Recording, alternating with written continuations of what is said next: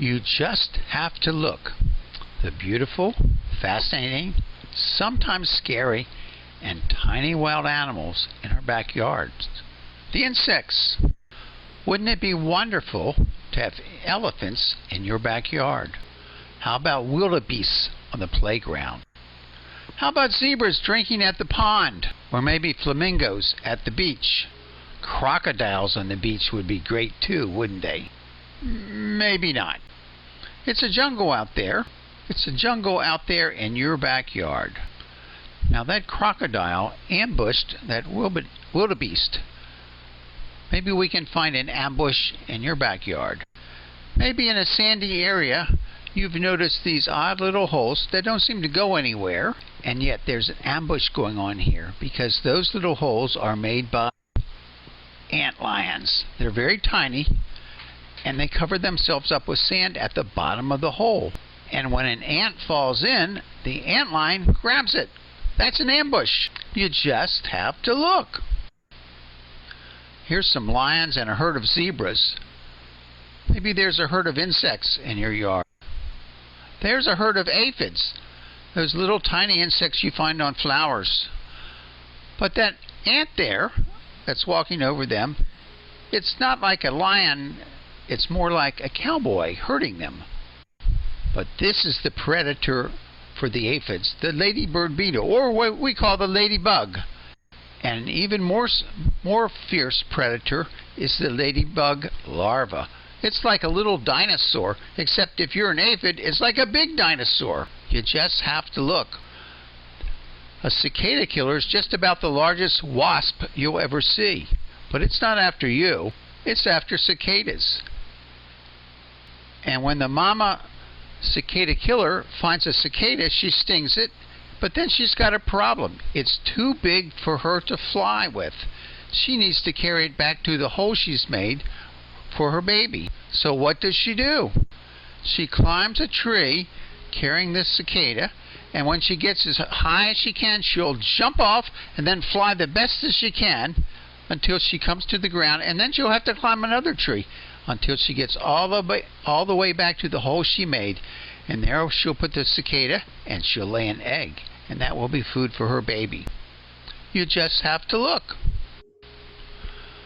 There are solitary wasps and social wasps. Paper wasps are social. You see, they make this nest out of chewed up wood. They lay their eggs in there, and then they feed their babies. They feed their babies chewed up caterpillars. Paper wasps work together. A whole bunch of them will work on the nest. We like them because they are predators of little caterpillars. Digger wasps are on their own, like the cicada killer. This is a scolia digger wasp. You might see one of them on a flower. They're very colorful. Or you might see them flying close to the grass. They're looking for beetle larvae.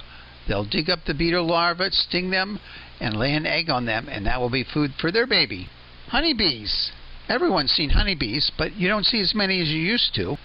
They're social. They live together in a hive, which might be out in the wild, or it might be a beehive that farmers put along fields because they're important pollinators. You see the pollen on the legs of the honeybee? There are all kinds of native bees, 4,000 in this country, and almost all of them are solitary, not social. Bumblebees are social, but all the others are solitary. And they're all pollinators, so native bees are important to us. You just have to look. Now, if you want something a little gruesome, how about this? 6 terrible ways to die if you're an insect. Well, you could be chewed to mush and fed to babies. That's a paper wasp there eating a caterpillar that it's going to feed to its babies. You're going to have your head bitten off by your girlfriend. That's what a praying mantis will sometimes do.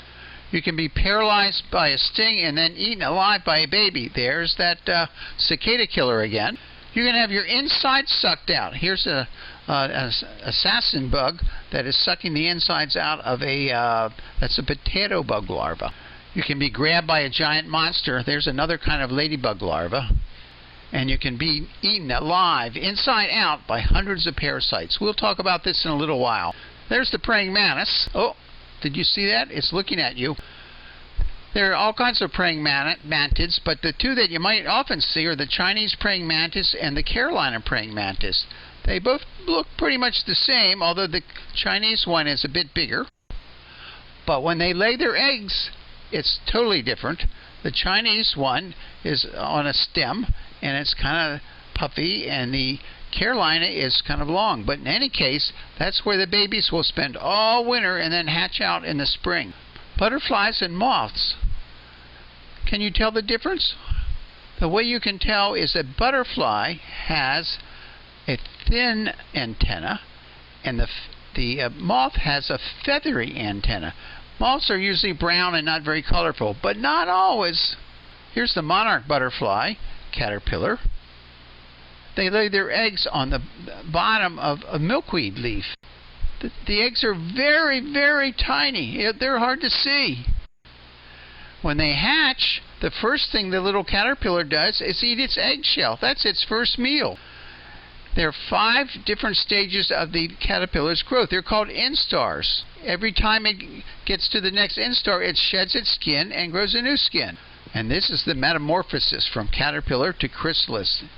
Isn't that a wonderful picture?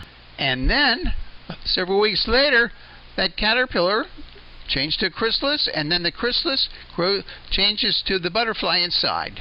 Butterflies drink nectar through their proboscis. It's like a soda straw. Their caterpillars, however, have jaws that eat sideways. Unlike mammals that we eat up and down, our jaws move up and down, the caterpillar's jaws move back and forth, side to side. Monarchs eat milkweed, and milkweed is a poisonous plant, but not to a monarch caterpillar.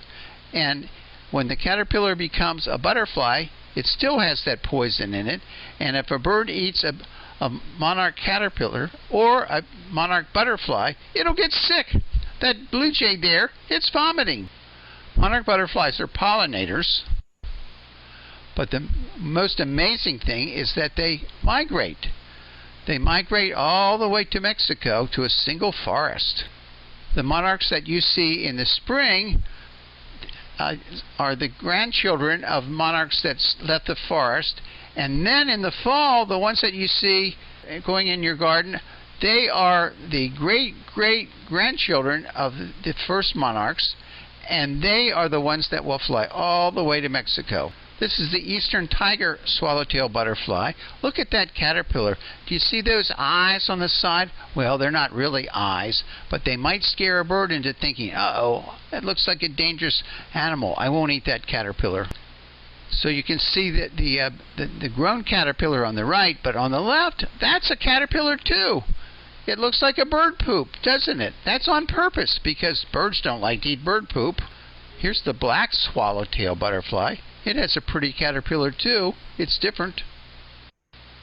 And the spicebush swallowtail butterfly, oh, look at that caterpillar.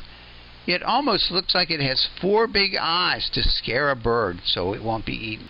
And then there's the zebra swallowtail butterfly and another pretty caterpillar. You just have to look.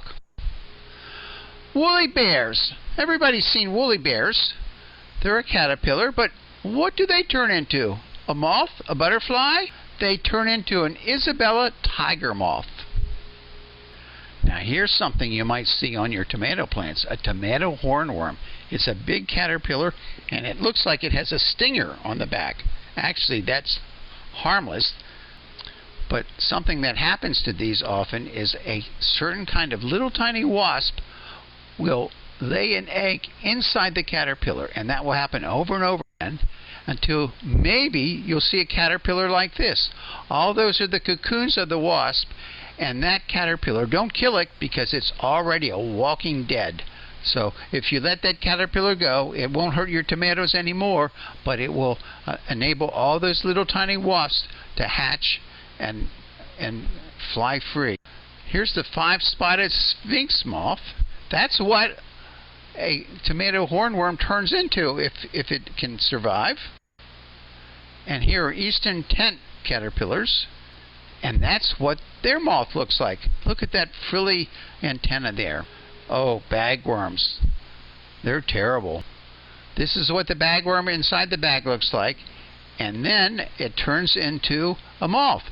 But only the boys turn into moths. The girls never leave the cocoon after they make it, and this is what happens to them. They split open, they're filled with eggs, and they die.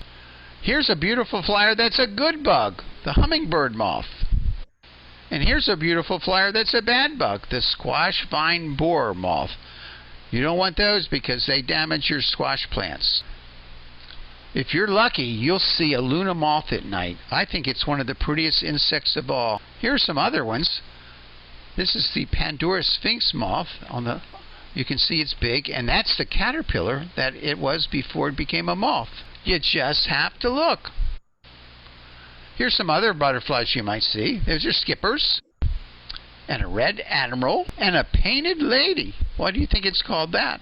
And a variegated fritillary. That's kind of a funny name. This is what the variegated fritillary's caterpillar looks like. But the most amazing thing is what the chrysalis looks like. It looks like it's coated with gold horns. You just have to look.